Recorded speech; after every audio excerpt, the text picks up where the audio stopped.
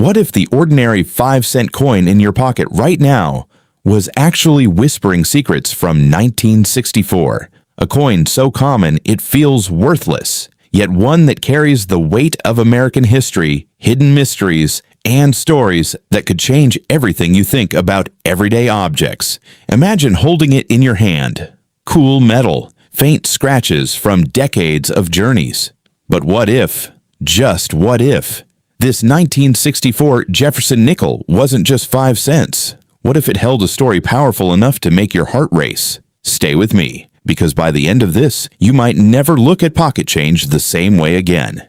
It was 1964. America was on the edge of massive change. The Civil Rights Act had just passed. The Beatles were invading the airwaves. The Vietnam War was beginning to cast its long shadow. And in the middle of all this turbulence, the U.S. Mint was fighting its own quiet battle. A coin shortage so severe that Congress actually froze the date on nickels. They kept stamping 1964 on coins well into 1965 and even 1966. Over 2 billion Jefferson nickels poured out of the Philadelphia and Denver mints. More than any other year in history, it was the end of an era, the last time the classic Jefferson design would be produced without major changes looming ahead. But here's where the story gets suspenseful. Picture this: massive presses hammering copper-nickel alloy, day and night. Workers exhausted, machines pushed to their limits. In that chaos, mistakes happened. Tiny imperfections, details most eyes would miss.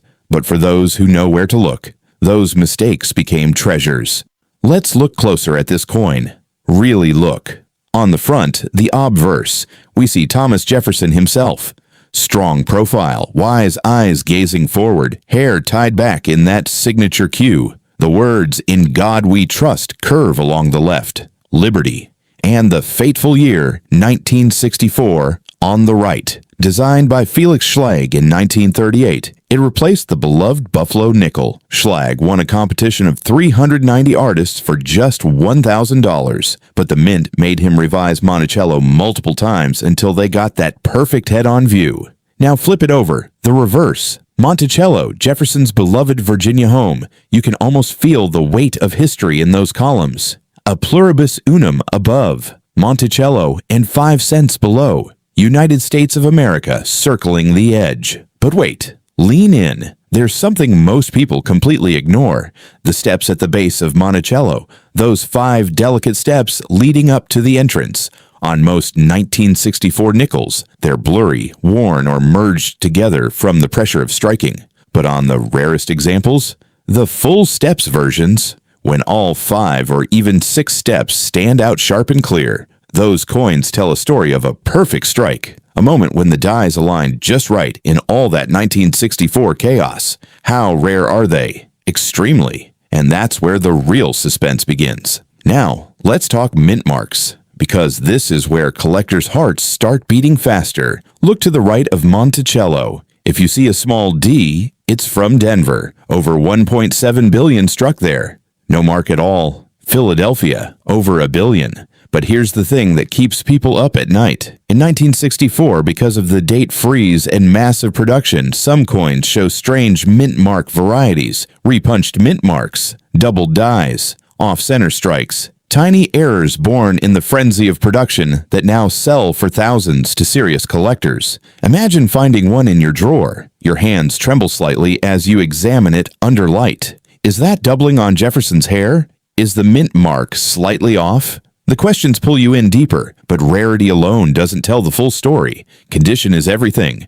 Coin grading is like time travel. Professional services like PCGS and NGC examine every tiny detail under powerful magnification. A coin in circulated condition may be worth face value, but one in pristine MS65 or higher, suddenly it's a different world. Full steps in high grade, values climb dramatically. We're talking hundreds, sometimes thousands for the absolute best examples. Not millions, not lottery tickets, but real believable money that reflects how special a perfectly preserved piece of 1964 truly is. Why do people care so much? Why do grown adults lose sleep over a 5-cent coin? It's deeper than money. It's psychology. It's connection. Holding a 1964 nickel is like holding a piece of your grandfather's pocket change. It passed through hands during the space race, through the hands of factory workers, soldiers, dreamers. It survived decades of being tossed aside as just 5 cents. Yet it carries the face of Thomas Jefferson, the man who wrote the Declaration of Independence, who dreamed of liberty, who built Monticello as a monument to curiosity and intellect. There's something emotional about it. In a world of digital money and instant transactions, this small piece of metal feels permanent, real, tangible. It connects us to something bigger than ourselves, to history that you can actually touch. Close your eyes for a second and imagine it. It's 1964. A young mother in Philadelphia drops one into her son's hand for ice cream. A soldier overseas keeps one as a good luck charm. An old man in Denver uses it to buy his morning paper, each one carrying silent stories, lives lived, moments that mattered. And now, decades later, you hold that same coin. The metal's still cool, the history still alive. But here's the real secret most people never discover. The true value isn't always in the price tag, it's in the hunt. The moment you realize that ordinary objects can hold extraordinary stories, the satisfaction of learning to see what others miss, the quiet thrill when you spot those full steps under your magnifying glass and feel like you've uncovered buried treasure. That's the collector's psychology. It's not greed, it's wonder, it's respect for craftsmanship, it's a love letter to the past in a fast-moving world. Some 1964 nickels are common. Billions were made. But the ones that survived in incredible condition, the ones with those hidden errors or perfect strikes, they remind us that rarity can hide in plain sight. And that's powerful, because life is a lot like that too, isn't it? The most meaningful things are often right in front of us. We just need to slow down, look closer, and appreciate them. So next time you get change at the store, pause, check the year, look for that 1964. Run your finger over Jefferson's profile, study Monticello's steps. You might just find something that makes your pulse quicken. A connection to 1964, to Jefferson, to America's story, a small coin with a very big soul. And in that moment, you'll understand why some people dedicate their lives to this pursuit, not just for the money, but for the stories, the history, the feeling that you're holding something that outlived its makers and still has more to say. What will you discover in your own pocket change? The answer might surprise you. It might even move you. Because every great collection, every great story starts with one simple question. What if this ordinary coin is actually extraordinary? Thanks for watching. If this journey through 1964 touched something in you, hit like, subscribe, and tell me in the comments. Have you ever found an old coin that made you feel connected to the past? Drop a photo if you have one. Until next time, keep looking closer.